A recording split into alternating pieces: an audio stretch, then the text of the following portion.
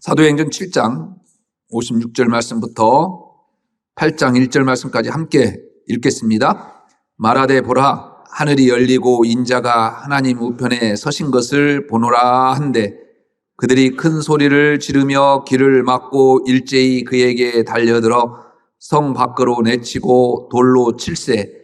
증인들이 옷을 벗어 사울이라 하는 청년의 발 앞에 두니라. 그들이 돌로 스데반을 치니 스데반이 부르짖어 이르되 주 예수여 내 영혼을 받으시옵소서 하고 무릎을 꿇고 크게 불러 이르되 주여 이 죄를 그들에게 돌리지 마옵소서. 이 말을 하고 자니라. 사울은 그가 죽임 당함을 마땅히 여기더라. 그날에 예루살렘에 있는 교회에 큰 박해가 있어 사도 외에는 다 유대와 사마리아 모든 땅으로 흩어지니라. 아멘. 지난 주일에 참 가슴 아픈 일이 일어났습니다. 일어나서는 안 될 일이었죠. 권사님 한 분이 2부 예배 마치고 집에 가셨어요. 집 앞에 많은 사람들이 모여 있더랍니다. 무슨 일이 있는가 보다라고 그냥 집에 들어가셨죠. 두 아들과 함께 사셨어요. 점심 식사 시간이 됐는데 아들이 오지 않는 겁니다. 그래서 전화를 했죠. 경찰관이 받아요. 집 앞에서 70 넘은 택시 운전사가 내리막길이었는데 브레이크를 밟는다라는 것이 엑셀을 밟아서 아들 집사님을 치여서 그 전봇대가 부러지고 그렇게 54세 집사님은 하늘나라 가셨죠. 코로나 전에는 어머님 모시고 예배 참석 잘 하셨는데 요즘은 영상 예배로 한 주도 거르지 않고 드렸다고 합니다. 장례식에 제가 무슨 말씀을 전해야 할까요? 도대체 우리 권사님과 아내는 어떻게 살아야 할까요? 평생 아들을 마음에 묻고 살아갈 권사님과 미망인을 위로할 말을 찾지 못했어요. 2부 예배 때 오셔서 저에게 인사하러 왔는데 위로할 말이 있어야지요. 함께 부둥켜 안고 울고 가셨어요.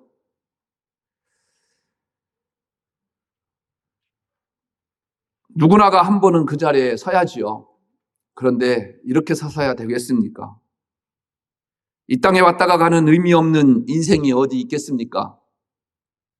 누군가에게는 여러분들의 삶이 그 존재 이상일 수 있습니다. 그토록 소중한 삶을 여러분들은 지금 어떻게 살아내고 계십니까? 초대 예루살렘 교회는 폭발적인 성장을 했지요. 그에 따라 성장통 또한 만만치가 않았습니다. 외적으로 사내들인 공격이 거셌습니다. 내부적으로는요, 여러분들 잘 알다시피 아나니아와 삽비라가 죽었습니다. 그리고 히브리파, 헬라파 성도 간의 다툼으로 교회는 몸살을 앓게 되었습니다. 이런 어려움을 7집사를 세움으로 지혜를 잘 발휘해서 극복해 나가는 초대교회가 참 아름답습니다. 7집사 가운데 누가는요, 빌립과 오늘 주인공 스데반 이야기만 전하고 있습니다. 나머지 5분은 존재감이 없었던 것이 아니라 대표적으로 2분만 이야기했겠죠. 오늘은 이 스데반의 설교와 순교에 대해서 함께 말씀을 나누고자 합니다. 스데반의 죽음 후에 교회는요, 더더욱 박해가 가해졌습니다. 사도들을 제외한 많은 성도들이 핍박에 각 지역으로 흩어졌다고 오늘 누가는 기록합니다. 이들을 디아스포라 기독교인들이라 일컫죠. 그런데 이를 계기로 복음이 많은 이방인들에게 전해집니다. 교회가 세워집니다. 예루살렘에만 머물렀던 예수 그리스도의 복음이요, 이제 드디어 사마리아와 온 유대와 땅끝까지 이르게 되는 계기가 됩니다. 끝인가 싶었는데 끝이 아닙니다. 여러분, 이 세상의 모든 일들은요, 하나님이 끝을 내야 끝인 겁니다. 우리가 끝이라고 해서 끝이 아닌 겁니다. 그때까지 우리는 가야 할 길을 묵묵히 걸어가면 되겠죠. 우리는 하나님을 믿지만 그분의 뜻을 헤아리기가 쉽지가 않습니다. 스데반의 순교는 초대교회의 가장 큰 시련 가운데 하나였을 것입니다. 교인들이 뿔뿔이 흩어집니다. 이렇게 예루살렘 교회가 끝나는 것 같습니다. 그런데 이를 계기로 복음이 곳곳에 퍼져나가고 교회가 세워집니다. 그래서 바울이 복음을 전파하지 않은 곳에 교회가 세워졌던 거예요. 하나님의 섭리는요, 참 경이롭습니다. 본문 앞 문단은요, 스데반이 산헤드린의 고소를 당하게 된 배경을 보여주죠. 하나님의 은혜와 성령이 충만했던 스데반 집사는 큰 기사와 표적을 행하였으며 복음 증거에도 열심이었다 누가는 전합니다. 스데반과의 변론에서 이길 수 없었던 일부 디아스포라 유대인들의 음모를 꾸며서 스데반을 산헤드린에 고소를 하게 됩니다. 고소의 제목은 스데반이 성경과 율법을 거스려 말했다는 것이죠. 스데반이 하나님과 모세를 모독했다라는 거예요. 쉽게 말씀드려서. 어쩜 그렇게 예수님께서 산헤드린에 고소당했을 때와 똑같은지요. 공회로 잡혀간 스데반은요, 자신을 변론해야 했습니다. 7장 1절에 이것이 사실이냐? 묻는 대제사장의 질문에 스데반은 그가 알고 믿고 있는 내용들을 이야기하죠. 이것이 일명 그 유명한 스데반의 설교입니다. 스데반의 설교는 자신의 변론 이외에 거대한 큰 이야기를 담고 있습니다. 이 거대한 이야기에 유대인들의 잘못된 생각이 무엇이고 왜곡이 무엇이고 또 우리가 무엇을 바르게 믿어야 하는지 담고 있습니다. 이 일로 스데반은 순교를 당하지요. 그러나 그 어둠 속에서 하나님께서 불러낸 새로운 사람이 등장합니다. 오늘 본문 마지막 절에 등장하는 사울입니다. 그리 유쾌하게 등장하지 않아요. 스데반의 죽음에 일조했습니다. 그래서 그가 스데반의 죽음을 마땅히 여겼다라는 말로 등장시키죠. 스데반과 사울, 죽고 죽이는 자였습니다. 그런데 누가 상상이나 했겠습니까? 그들이 가는 길이 같은 길이었음을. 이것이 하나님의 큰 그림이었고요. 스데반의 더 큰 이야기가 되고 있습니다. 제주도에 이시돌 목장이 있어요. 이시돌 목장 하면 떠오르는 분이 맥그린치 신부님이죠. 그는 수의학과를 미국에서 졸업했고요. 그가 처음 제주도에 온 것은 1948년이었습니다. 사제 서품 이후에 1954년 두 번째로 제주도에 와서 제주도민으로 살다가 제주도에서 돌아가신 분입니다. 당시 제주도 사람들은 극심한 가난을 겪었지요. 제주뿐만 아니라 전란 이후에 우리나라 온 국민들이 참 배고픔으로 허덕였습니다. 농부 이시돌 성인을 따서 성 이시돌 목장이라 이름하고 목장을 설립하지요. 돼지, 양, 소, 말, 가축들을 사용했습니다. 순식간에 대한민국 최대 목장으로 키워서 제주도 근대 목축업 체제의 기반을 마련했던 신부님입니다. 신협을 세워서요, 또 농민들의 가게를 도왔어요. 이렇게 다방면에서 제주도민의 삶의 질을 높여주었습니다. 1970년에는 성 이시돌 복지병원을 개원해서 제주 서부권 지역 저소득층 주민들에게 무료로 진료해 주기도 했습니다. 2018년 89세의 나이로 하나님의 부름을 받았죠. 그의 업적을 쓴 평전을 발간하는 기념 행사에서 과거 한림 성당을 짓던 제주도에서 경험한 그의 첫 번째 기적을 이렇게 고백합니다. 한림 앞바다에 자초된 미국 화물선 한 척이 있었습니다.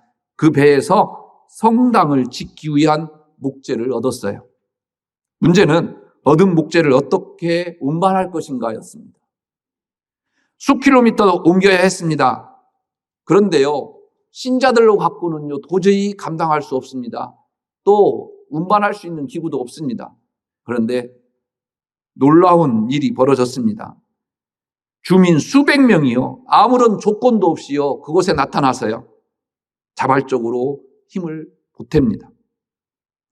성당을 짓기 위해서 자초된 화물세에서 목재를 얻은 것도, 목재를 운반했던 마을 주민들도 모두가 하나님이 하시는 일이었습니다. 이렇게 하나님의 일은 가늠할 수 없습니다. 하나님의 큰 이야기는 저와 여러분들의 삶을 통해서 또 이어져야 되고 쓰여져야 되고 전달되어 갑니다. 7장에 있는 스데반의 설교는요, 복음의 정통성과 유대인들의 오류를 지적하는 스데반의 최후 진술이기도 하죠. 사도행전에 나오는 가장 긴 설교 본문이에요. 스데반은 이스라엘의 전 역사를 서술합니다. 아브라함에서 출발해서 족장들과 모세의 출애굽 이야기, 그리고 왕정시대까지 아우르죠. 스데반의 설교는요, 매우 간접적이고 우회적이어서 처음에는요, 도대체 이 스데반이 무슨 이야기를 하는지 가늠할 수 없어요. 그런데 다분히 의도적입니다. 뭔가 이야기하는 것 같은데 사람들을 끌어들일 그 무엇인가가 필요했던 것이요, 아브라함이었고요, 또 족장들이었습니다. 왜냐하면 처음부터 이 스데반이 이야기하려고 하는 것이 무슨 이야기입니까? 예수의 복음 이야기예요. 예수의 복음 이야기를 이 유대인들 사내들인 공회에서 했다고 한다면 자기들이 예수를 잡아 죽이게 만들었는데 듣겠습니까? 그래서요, 아브라함을 끌어들인 거예요. 아브라함 하면 그들의 귀가 번쩍 뜨였겠지요. 그래서요, 역사적인 사건들을 기반으로 이야기하기 시작합니다. 스데반은 족장시대 역사의 교훈으로서 아브라함에서 요셉 때까지를 언급합니다. 특히 요셉이 형제들에게 애굽에 팔린 이야기를 하지요. 그러나 하나님은 그 요셉을 애굽과 이스라엘의 지도자로 세우시고 흉년 때 구원하실 도구로 사용하셨다라는 거예요. 모세는 동족의 배척을 받았지만 하나님은 이스라엘의 지도자로 세우셨다. 광야 시대 이스라엘 백성들이 하나님이 세우신 모세를 배척합니다. 우상 숭배를 자행했죠. 광야 시대로부터 이스라엘의 우상 숭배는 왕정 시대의 절정을 이루게 됩니다. 이어서 이스라엘의 회막이 성전으로 대치되기까지의 과정을 이야기하지요. 이사야를 인용해서요, 성전은 하나님의 임재의 상징일 뿐 이 성전 안에 하나님께서 갇혀 있을 뿐이 아니다라는 것을요, 역설합니다. 마지막으로 조상들의 죄악을 그대로 답습하고 있는 유대인들의 완악함을 통렬하게 지적함으로써 설교의 결론을 맺고 있습니다. 그리고 담대한 최후 진술을 마친 스데반의 순교 장면이 오늘 본문 말씀이기도 합니다. 스데반의 설교 핵심은요, 크게 두 가지예요. 첫째, 성전과 율법을 거스려 말했다고 하는 것에 대한 변론입니다. 유대인들은 성전 자체를 거룩히 여겼죠. 그래서 성전을 거스려 말하는 것은 곧 하나님을 모독하는 것이라고 생각을 했습니다. 스데반은 성전의 역사적 배경과 선지서에 기록된 하나님의 직접적인 선언을 인용해요. 하나님께서 이 성전에 대해서 어떻게 이야기해 주신지를 인용합니다. 하나님은 인간이 지은 이 건물에 제한되어 거하시지 않는 분이다. 따라서 성전 자체를 절대시하는 것은 심각한 오류다. 이것이 바로 율법주의고 하나님의 말씀을 문자 그대로 자구하는 해석에 불과하다라고 고발합니다. 이런 스데반을 유대인들은요, 율법을 거스려 말한다고 이야기한 겁니다. 아마도 예수님이 그러셨던 것처럼 스데반 역시 디아스포라 유대인들과 변론해서 율법 자구에 얽매여 있는 너희들이 바로 우상 숭배를 하는 것과 마찬가지다라고 성토했을 것입니다. 스데반은 이스라엘 백성들이야말로 우상 숭배를 자행한다고 말합니다. 율법은 받았으나 율법을 지키지 않고 있다는 거예요. 그래서 그들이 자신을 고소할 자격이 있느냐 묻는 내용이에요. 두 번째로 예수 그리스도에 대한 증거입니다. 이 스데반의 설교 예수님을 이야기하는데요, 예수의 이야기가 단 한마디도 안 나와요. 예수님의 이름이 안 나와요. 그러나 스데반이 피소된 것은 그 예수님의 말씀을 전파했기 때문이죠. 스데반은 유대인들이 이스라엘의 구원자이신 예수를 죽였다고 이야기합니다. 이스라엘 조상들은 요셉을 애굽에 팔았으나 하나님은 요셉을 그들의 치리자요 흉년 때 구원자로 세우셨다. 이스라엘 백성들은 애굽에서나 광야에서 모세를 배척했지만 하나님은 그 모세를 너희들의 지도자로 세우셨다. 광야에서 또 이끌게 했다.